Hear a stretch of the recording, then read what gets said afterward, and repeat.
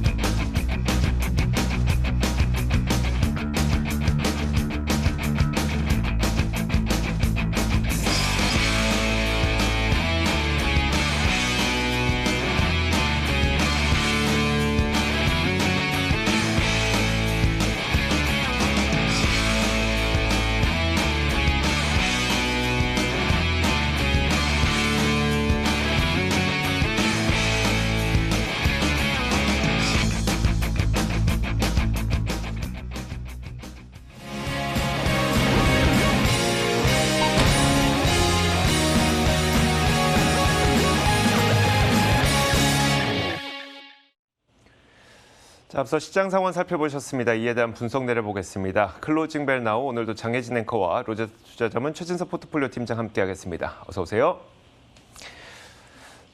팀장님, 미국 증시가 또 비슷한 모양새를 보였습니다. 다우는 상승하고 나스닥은 하락했는데 미국 증시가 어땠는지 한번 평가해 주실까요? 네, 국채 금리가 좀 안정세를 띠면은 기술주라든지 이른바 성장주가 강세를 보이고요. 금리 상승이 재개되면은 순환주 그리고 순환매, 그러니까 경기 민감주로의 또 매기가 몰리는 현상이 가속화되는 그런 패턴이 반복적으로 좀 일어나고 있습니다. 이날도 미국의 10년물 국채 금리가 장중한 때 1.64%까지 상승을 했죠. 그러면서 작년 2월 이후 최고치인데 특히 이제 올해 들어서 YTD 기준으로 거의 한 80% 정도 국채 금리가 올랐습니다. 굉장히 가파르게 올랐다는 점에 시장이 좀 공포감을 느끼고 있고요. 이 같은 이 금리 상승 공포가 또 한 번 성장주로 좀 집중이 되면서 업종 가운데서 IT와 커뮤니케이션 서비스만 일중 기준으로 내리는 그런 양상이 나타났습니다. 다만 이제 지난주에 오락가락한 장세 속에서도 주간으로는 다우가 4.1% 상승을 했고 S&P 500 지수 2.6%, 두 지수는 금요일에도 또 신고가를 기록을 했죠. 나스닥도 주간 기준으로 보면은 3.1%도 상승세를 보였기 때문에 오락가락 여전히 좀 패턴이 이어지고 있기는 하지만은 지난 한 주간 전체로 놓고 본다면은 그래도 좀 양호했던 흐름이다라고 볼 수가 있겠습니다. 자, 이어서 상품 선물 시장도 한번 살펴보도록 하겠습니다. 먼저 국채금리입니다. 10년물 국채금리가 앞서 이야기 들어보셨던 것처럼 장중한 때 1.64%까지 올랐습니다. 마지막에 결국 마감은 1.635%를 기록한 채 마감이 됐는데요. 경기가 정상화될 것이라는 기대감에 더불어서 1조 9천억 달러의 부양책이 이제 곧 실행이 되다 보니까 인플레가 발생할 것이라는 우려, 이런 것들이 작용을 했습니다. 자, 10년물 국채금리는 결국 1.629%로 마감이 됐습니다. 자, 이어서 이 암호화폐도 한번 살펴보도록 하겠습니다. 비트코인이 사상 처음으로 주말 사이에 6만 달러를 넘어섰습니다. 장중한 때 6만 1,000달러를 넘어서기도 하는 모습이 나타났는데요. 그만큼 비트코인의 강세가 계속 이어지고 있고 현재는 0.26% 오르면서 6만 327달러 선을 기록하고 있습니다. 자, 이어서 금값도 한번 보도록 하겠습니다. 자, 금리가 크게 올랐음에도 불구하고 이날 금값은 상승했는데요. 금값의 경우에는 이 달러 강세가 완화되면서 0.3% 정도 상승을 했습니다. 그러니까 지금까지는 금리가 그 금값에 가장 큰 안 좋은 영향을 미쳤었는데 이제는 달러가 좀 완화되면서 달러 강세가 완화되면서 금리의 상승폭을 좀 상쇄시켰다는 분석이 나오고 있습니다. 자, 결국은 금값은 0.35% 오르면서 1,725.8달러를 기록했습니다. 자, 유가도 한번 살펴보도록 하겠습니다. 유가는 보합권에서 혼조세를 보였습니다. 장중 내내 상승과 하락을 반복하는 모습이 나타났는데 크게 움직이지는 않았지만 여전히 수요 회복에 대한 기대감은 살아있다는 분석입니다. 덕분에 브렌트유 가격도 70달러 선을 수성할 수 있었고 국제 유가는 크게 떨어지지 않고 0.08% 약보합권에서 65.56달러를 기록한 채 마감이 됐습니다. 자, 이렇게 상품 선물 시장 살펴봤습니다. 글로벌 외신 확인하겠습니다. 자, 첫 번째 외신부터 보겠습니다. 팀장님, 어떤 내용부터 볼까요? 네, 미국의 10년물 국채금리의 움직임에 의해서 시장이 울고 웃고 하는 상황이 반복되고 있습니다. 그럼 언제까지 이 같은 불안감이 지속될까요? 이것과 관련해서 기준점이 2%라는 그런 분석이 나와서 소개를 해드릴까 합니다. 소시에테 제네랄, 싹젠에서 10년물 금리가 2%에 도달할 때까지 시장에 평화는 찾아오지 않을 것이다라고 분석을 한 것인데요. 지난주 두 차례 국채 입찰이 무난하게 마무리되면서 국채금리 상승세가 좀 안정세를 찾는 듯한 모습을 보여줬습니다. 하지만 지난주 금요일에 1.6%를 상회하면서 불안감이 다시 커진 상황이죠. 싹젠은 이 패턴은 분명해 보인다. 증시의 섹터 순환매가 진행 중이지 증시 조정이 나타나고 있지는 않다라고 분석을 하면서 이런 가운데 채권 시장이 미국 및 각국의 경기 전망을 반영하면서 새로운 금리의 균형점, 이퀄리브리움을 찾는 과정이다라고 분석을 했습니다. 현재는 그러면서 금리 상승과 달러와 강세가 동반해서 좀 나타나고 있지만은 금리가 안정화된다라고 한다면은 달러 약세가 재개될 것으로 전망을 또 했는데요. 그러면서 이 같은 패턴이 평형점을 도달할 때까지 계속될 것이다. 그리고 과거의 긴축 발작 반응이라든지 아니면은 역사적인 금리 사이클을 좀 반영을 해봤을 때는 기준점을 2%로 잡을 수 있다라고 분석을 했습니다.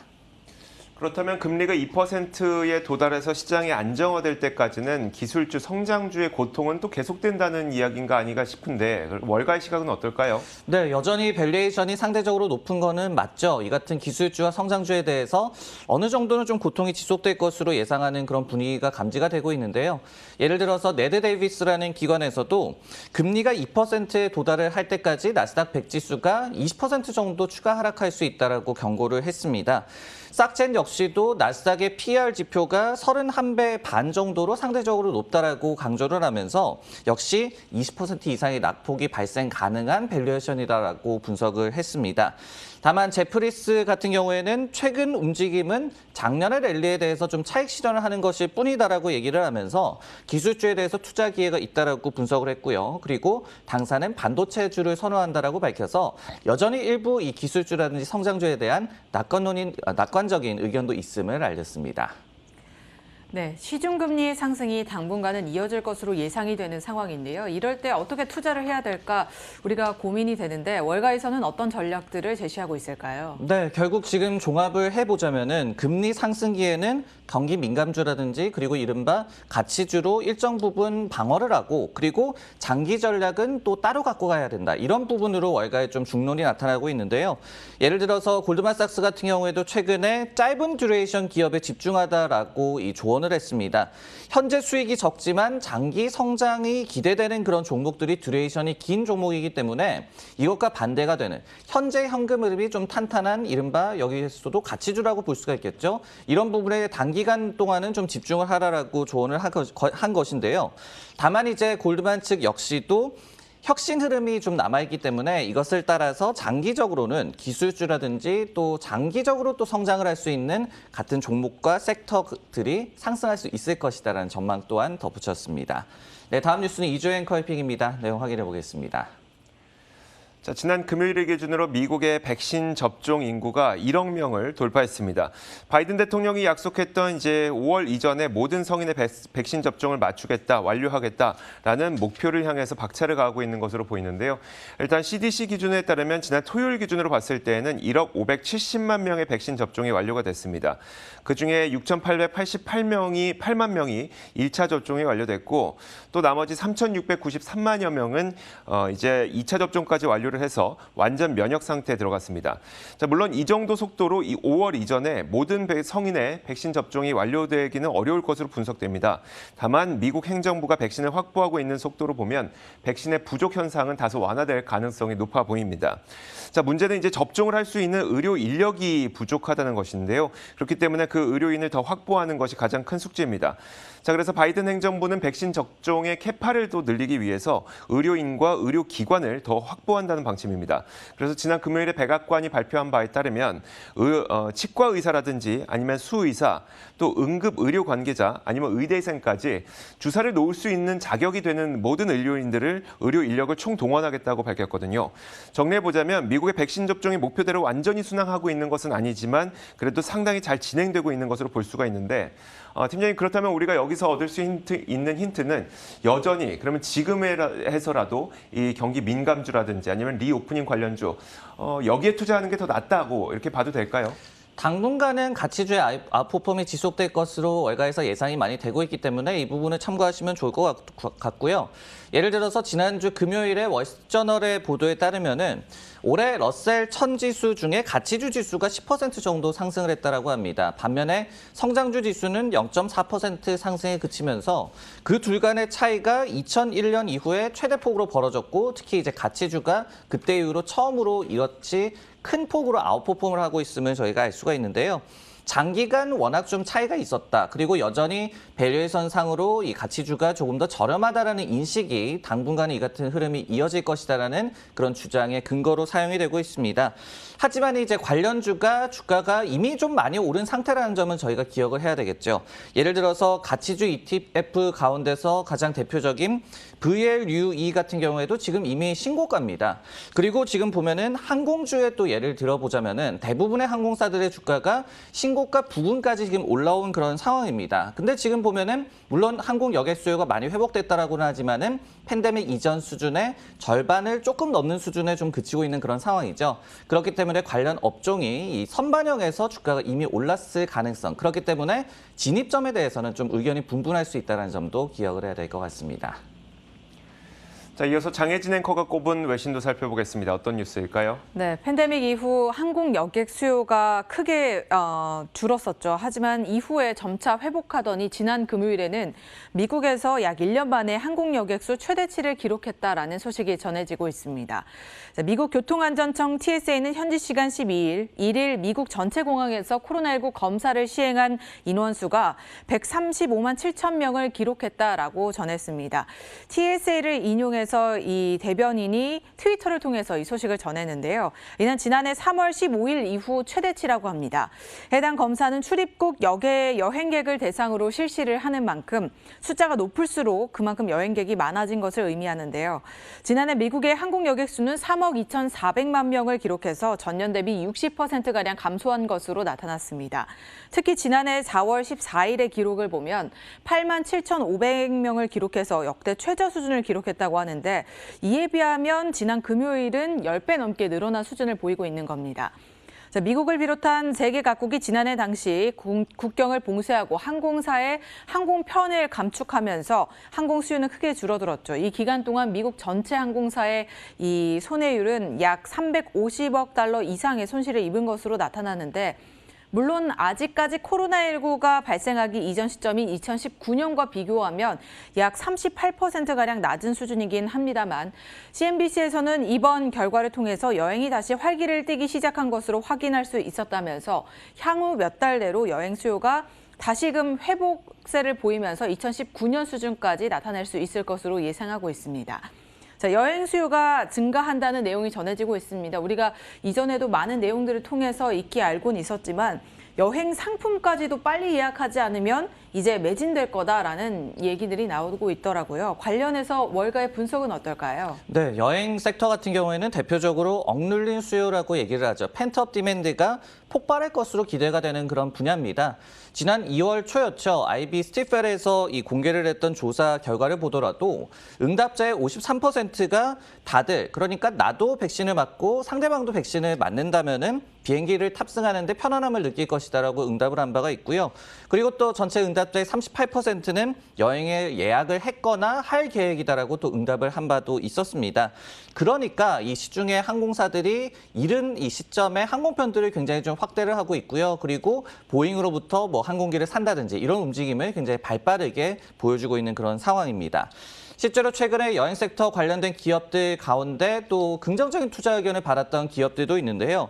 예를 들어서 미지오 같은 경우에는 이 마스터카드가 아직까지 해외 여행 수요 반등에 따른 그런 수혜를 이 컨센서스에 반영하지 못한 기업이다라고 좀 긍정적인 의견을 남겼고요. 그리고 파이퍼 샌들러 같은 경우에도 대표적인 여행 예약 온라인 웹사이트죠. 익스피디아에 대해서 실적 전망이 개선되고 있다라는 의견을 전한 바도 있었습니다. 자, 이렇게 지난 주말과 금요일 사이에 있었던 여러 가지 이슈 살펴봤습니다. 이어서 종목 뉴스 확인하도록 하겠습니다.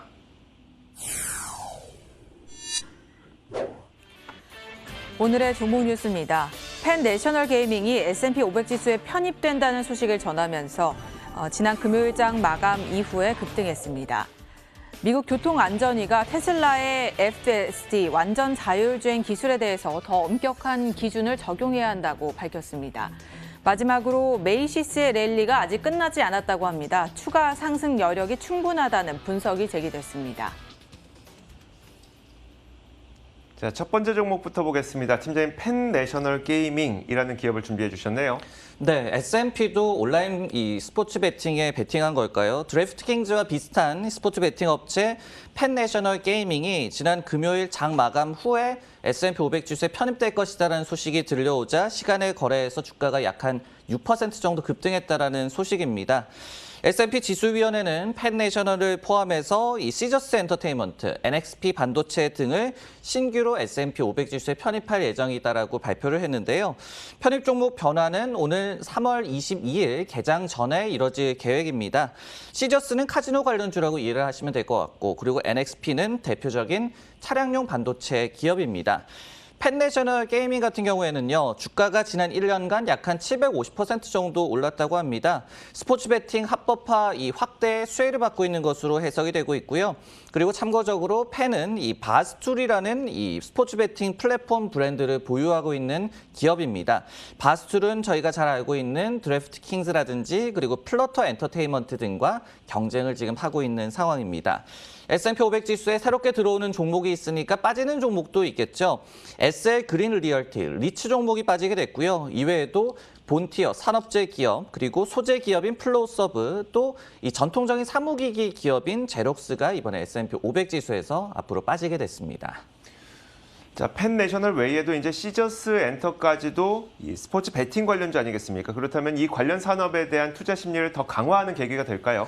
그렇습니다. 충분히 그럴 여지가 있을 것 같은데요. 신규 편입 네 종목 가운데서 두 종목이 공교롭게도 스포츠 베팅 관련주기 때문에 최근에 높아진 어떤 시장의 관심도 좀 반영을 한다라고 볼 수가 있겠고, 그리고 앞으로도 투자 심리 측면에서의 추가적인 호재로 작용할 가능성을 생각을 해봐야 될 것 같습니다.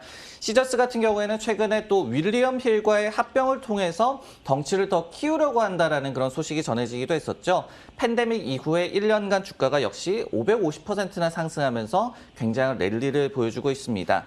여기에 또 섹터 관련돼서 최근에 나오고 있는 소식들을 종합을 해본다면은 영국 기업인 플러터 엔터테인먼트 같은 경우에도 지금 드래프트 킹즈의 경쟁 플랫폼인 팬듀얼의 지분을 95% 보유를 하고 있는데요. 지난 금요일에는 팬듀얼을 분사하고 또 미국에 상장을 추진할 것이다라는 그런 보도가 나오기도 했습니다. 네, 펜내셔널이나 시저스 외에도 다른 종목들, S&P 500 지수에 신규로 편입되는 종목들을 한번 소개해 주시면 좋을 것 같고요. 이와 함께 최근 이슈 어떤 것들이 있었는지 봐주시죠. 네, NXP 반도체부터 좀 말씀을 드리면요. 최근에 굉장히 핫한 차량용 반도체 시장에서 1, 2위를 다투는 이 선도 기업입니다. 그리고 최근에 텍사스 안파로 이 현지에 있는 공장의 가동이 좀 중단되는 그런 이슈가 있었는데요. 하지만은 지난 금요일에는 가동을 재개하는 것을 시작했다는 또 발표를 전하기도 했습니다. 그러면서 올해 1분기 실적에는 이 같은 가동 중단이 영향이 없을 것이다라고 얘기를 했고 2분기에는 매출 1억 달러 정도 영향이 있을 것이다라고 발표를 하기도 했습니다. 그리고 또 마지막으로 신규 편입되는 종목이 제네락 홀딩스인데요. 최근에 저희 방송에서도 소개를 해드린 바 있는 그런 기업인데 반대로 오히려 이 텍사스 정전 사태로 수혜를 받았던 발전기 제조사입니다. 역시 1년간 주가가 250% 정도 상승하면서 시장의 기대를 한 몸에 받았던 바가 있었습니다. 네, 다음 종목 뉴스는 이조 앵커의 픽입니다. 내용 확인해 보겠습니다. 자, 미국의 교통안전위원회가 테슬라의 완전 자율주행 시스템에 대해서 더욱 엄격한 기준을 적용해야 된다고 권고를 했습니다. 테슬라 주가를 지탱하고 있는 한 축이 바로 이 완전 자율주행, 즉 FSD에 대한 기대감이죠. 그렇기 때문에 이 뉴스는 테슬라에게 부정적일 수밖에 없는 소식인데요. 지난달 미국 교통안전위는 규제 당국인 전미 고속도로 교통안전부에 편지 한 통을 보냈다고 합니다. 자, 아직 공식적으로 공개된 그런 보고서는 아니지만 이 내용을 CNBC에서 취재를 해서 보도를 한 바에 따르면 미국 교통안전위원장의 이름으로 발송된 이 편지에는 이런 내용이 포함되어 있었습니다. 테슬라가 최근 레벨 2 이 자율주행 베타 버전을 공개를 했는데 보고 요건이 부족해서 실제 주행 운전자들에게 잠재적인 위험이 있다라고 써 있었다고 합니다. 테슬라는 현재 완전 자율주행 시스템 베타 버전을 공개한 상태죠. 우리가 FSD라고 부르고 이 FSD 소프트웨어 패키지를 $10,000에 판매하고 있습니다. 이 패키지를 구매한 사람들은 구독형으로 FSD를 이용할 수 있고요. 테슬라는 이렇게 수집된 자료를 이용해서 자율주행 베타 테스트를 현재 진행을 하고 있는 겁니다. 또 테슬라는 이제 2분기에 자율주행 구독 서비스를 출시하겠다고 밝힌 바가 있고 그리고 2분기 FSD 출시를 목표로 테슬라 오너들을 활용해서 베타 테스트를 진행하고 있는 건데 하지만 미국 교통안전위에서는 운전자들의 안전을 담보로 자율주행 베타 테스트를 진행하고 있는 것을 비판한 것으로 보는 것이 맞습니다. 다만 이 소식은 지난 금요일에 미국 시장이 열리기 전부터 알려져 있었는데 테슬라의 주가가 그렇게 크게 하락하진 않았습니다. 어떤 영향인지도 한번 지켜봐야 될 것 같고요. 팀장님, 일단 FSD에 대한 규제 당국의 규제 움직임이 나타나고 있어요. 테슬라에게는 일단 부정적일 수밖에 없을 것 같은데요. 네, 그렇습니다. 최근에 이 밖에도 미국에서 또 자율주행 테슬라 차량이 트레일러 아래로 깔리는 그런 사고가 발생을 했죠. 여기에 더해서 규제 강화 움직임이 좀 나타나고 있기 때문에 잠재적인 악재라고 저희가 인정을 할 수밖에 없을 것 같습니다. 테슬라가 이 고밸류에이션을 받는 것에는 물론 전기차 시장에서의 리더십도 있지만은 무엇보다 앞서 나가고 있는 이런 자율주행 기술에 대해서 시장이 높은 밸류에이션을 쳐주고 있다라고도 해석을 할 수가 있기 때문이죠. 즉 직접적으로 이게 악재로 작용한다라기보다는 고밸류에 대한 좀 부담감이 좀 치솟았을 때 이런 부분들이 차익 실현의 빌미가 될 가능성을 저희가 과거에서도 봤었고 이번에도 좀 염두를 해봐야 될 것 같습니다. 이것과 관련해서 이 UBS 같은 경우에는 최근에 테슬라에 대해서 여전히 중립 의견을 유지를 했습니다. 그러면서 막대한 시가총액을 정당화하려면 자율주행 기술도 개선하는 것이 필요하다라는 분석을 전한 바도 있었습니다. 자, 이어서 장혜진 앵커가 꼽은 종목도 살펴보겠습니다. 어떤 기업일까요? 네, 백화점 관련주들이 지난해 부진한 흐름을 보이는 가운데 미국의 대형 백화점 메이시스도 지난해 3월 큰 타격을 입었었습니다. 3월 당시에 $5 수준까지 떨어진 그런 모습이었는데요. 백신 접종으로 경제 재개에 대한 기대감이 최근 들어서 커지면서 최근 몇 달간, 3개월간 사실 2배 넘게 올랐습니다. 이런 메이시스가 앞으로 더 오를 수 있다는 분석이 함께 제기가 되고 있는데요. 제프린스의 분석가는 메이시스로 향후 더 많은 이득을 볼 수 있을 것으로 전망을 했습니다. 자, 그는 시장 기대치보다 더 나은 지난해 4분기 실적을 보여줬고 메이시스는 이에 따라서 부진한 종목이 아닌 현저하고 일관된 실적을 제공하는 기업이다라고 강조를 했는데요. 그러면서 올해 메이시스가 추가적인 성장을 보여줄 것으로 기대하고 있다라고 덧붙였습니다. 그간에는 메이시스가 점포 폐쇄나 외출 자제 등으로 메이시스의 그 시장 점유율이 굉장히 저하가 됐었지만 사회적 거리두기 완화에 따라서 입점 판매상들이 최근 들어 긍정적인 피드백을 제공하고 있다고 합니다. 특히 우선순위로 백신 접종을 받는 노년층 쇼핑객들의 핵심 기지에서 더 빠른 속도의 회복을 확인할 수 있을 것으로 내다보고 있는데요. 실적이 저조한 점포들을 폐쇄하고 이외의 점포들의 잠재력을 더욱 키우면서 손해를 줄이고 이익을 늘리게 될 것으로 예상되고 있습니다. 자, 그러면서 메이시스의 투자 의견을 매수로 유지하고 목표 주가를 기존 $18.5에서 $20로 높여 잡았고요. 경쟁사 노드스트롬을 두고도 업사이드를 점쳤습니다. 자, 경제 재개로 백화점 관련주들의 회복세가 기대되고 있는 상황입니다. 메이시스의 최근 월가의 투자 의견은 어떨까요? 네, 메이시스 같은 경우에는 주가가 최근의 흐름이 굉장히 좋습니다. 지난 2월 말에 양호한 1월 결산분기 실적 발표를 한 이후에 잠시 좀 지지선을 다졌었고요. 그리고 최근에 이제 급등세를 보이고 있는 그래도 좀 핫한 움직임을 보이고 있는 그런 종목인데요. 두 가지 정도 이유가 있었습니다. 먼저 가이던스를 재차 제시하면서 실적에 대한 가시성을 굉장히 좀 높였고요. 그리고 두 번째로 이번 분기 매출에서 전자상거래가 차지하는 비중이 44%까지 늘어나면서 어떤 디지털 전환에 대한 또 기대감을 고조시켰습니다. 여기에 이제 하반기부터 실적이 본격적으로 반등하는 것이 기대된다는 그런 인식이 있기 때문에 결국 이같이 잔치가 아직 끝나지 않았다는 해석이 나오고 있는 것 같습니다. 실제로 이제 마켓비트라는 기관에 따르면요. 한 달 전과 비교해서 메이시스에 대해서 매수 의견은 2개로 동의를 했습니다. 하지만 목표 주가는요. 물론 현재 주가보다는 좀 낮습니다. 최근에 좀 급등을 했었기 때문에 이 목표 주가가 한 달 만에 $7.17에서 $9.28, 그러니까 약 한 30% 정도 단기간 내에 투자 심리가 좀 개선됐음을 알 수가 있었습니다. 자, 이렇게 장혜진 앵커와 로즈타 투자자문 최진석 포트폴리오 팀장과 함께했습니다. 오늘 말씀 고맙습니다.